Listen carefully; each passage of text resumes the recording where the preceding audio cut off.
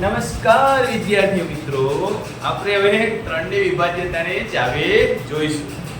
શેની ચાવી જોઈશું? ત્રણની વિભાજ્યતાની ચાવી.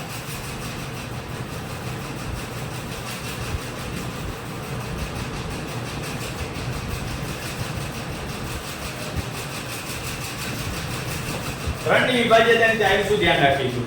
તો સરસ મજાની એકદમ ટૂંકી ટચ છે. બે વસ્તુ ખાસ ધ્યાન રાખવાની. એક તો ત્રણનો ઘડિયો આવડવો જોઈએ. ત્રણનો શું આવડવું જોઈએ? ઘડિયો આવડવો જોઈએ. ચાલો બધા આપણે સરસ મજાનો ફટાફટ ત્રણનો ઘડિયો લખી નાખીએ. ત્રણ એકો આવી રીતે શીખવાડ્યું છે તમને? નહીં. કેવી રીતે શીખવાડ્યું છે? 3 6 9 12 15 18 21 24 25 27 અને 30. આપણે આ રીતે લખવાનું. ગમે ને આ ઘડિયાની વાત આવે એટલે આપણે સીધો ઘડિયો લખવાનો. બીજી વસ્તુ, ત્રણનો ઘડિયો આના શું વંચાય? 3 ના ગુણક કહેવાય. શું કહેવાય? 3 ના ગુણક. બરોબર? હવે એની વ્યાખ્યા જોઈએ. શું વ્યાખ્યા છે? તો કે આપેલી સંખ્યાના અંકોનો સરવાળો કરતા પરિણામ શું મળે? પરિણામ 3 નો ગુણક મળે તો આપેલી સંખ્યાને 3 વડે નિઃશેષ ભાગી શકાય છે. બરોબર? હવે નિઃશેષ કે ભાગી શકાય એટલે તમને ખબર જ છે કે એની શેષ 0 હોય. જેની શેષ કેવી હોય? 0 હોય એવી સંખ્યા. હવે કેવી સંખ્યા હોય? આ તો તમને 2 કે 3 અંકની સંખ્યા આપી દઈએ એટલે ખબર પડી જાય કે ભાઈ જો એક સંખ્યા આપું છું તમને, આપણે 624 જોઈને ખબર પડશે 3 વડે ભાગી શકાય કે ન ભાગી શકાય? જોઈને કહેવાનું તમારે. જોઈને કેવી રીતે કહી શકીએ?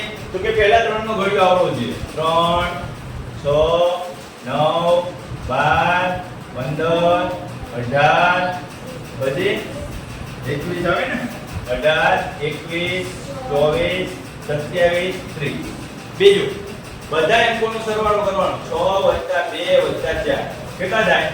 6 + 2 + 4 કેટલો થાય? 12. આ 12 જે છે 3 ના ઘડિયામાં આવે છે તો આ છે 3 ના ઘડિયામાં.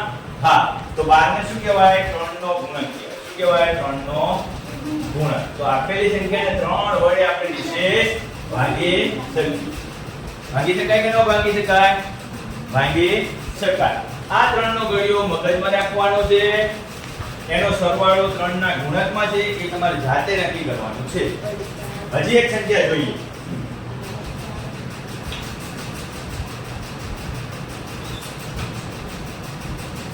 ચાલો આ થોડી મોટી સંખ્યા લીધી. હવે આપણે શું ધ્યાનમાં રાખવાનું? તો કે 3 નો ઘડિયો આવડવો જોઈએ. બીજી વસ્તુ શું ધ્યાનમાં રાખવાની? તો કે 3 આ બાકી સંખ્યા છે એ અંકોનો સરવાળો કરવાનો. ચાલો અંકોનો સરવાળો કરવાનો. કરો. 7 ને 3 10, 10 ને 6 16, 16 ને 2 18. 18 એ 3 વડે 3 નો ગુણક છે. હા, છે ને? 6 તરી 18, 6 3 18. તો 3 નો ગુણક છે માટે આને આપણે 3 વડે નિશેષ ભાગી શકાય. ચાલો ભાગી શકાય છે કે ભાગી શકાય આપણે તાવ મેળવીએ. 4 3 6 2 ભાગ્યા 3. ચાલો 3 નો ઘડિયો 3 2 6 13 આવ્યો. 3 ચોક 12 16 આવ્યો. 3 પંચા 15.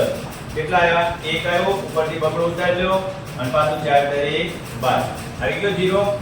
શેષ કઈ વધી? 9 વધી. શેષ વધી કાંઈ નહીં.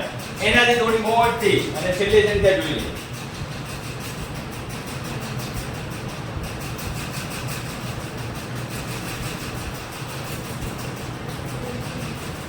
ચાલો આ સંખ્યા જોઈ તમે મોઢે કહી શકો કે ભાંગી શકાય કે ન ભાંગી શકાય. તો આવડી મોટી સંખ્યા હોય એટલે થોડું આપણને કન્ફ્યુઝન થાય કે આને કેમ કરીશું. તો બે વસ્તુ ધ્યાનમાં રાખવાની. કઈ વસ્તુ ધ્યાનમાં રાખવાની? તો એક તો બધા અંકોનો સરવાળો 5 + 6 + 7 + 2 + 1 કેટલો થાય છે? અંકોનો સરવાળો કરો જોઈએ. 6 5 ને 6 11 11 ને 7 18 19 20 ને 21 જો સરવાળો. શું સરવાળો આવ્યો? 21 આવ્યો.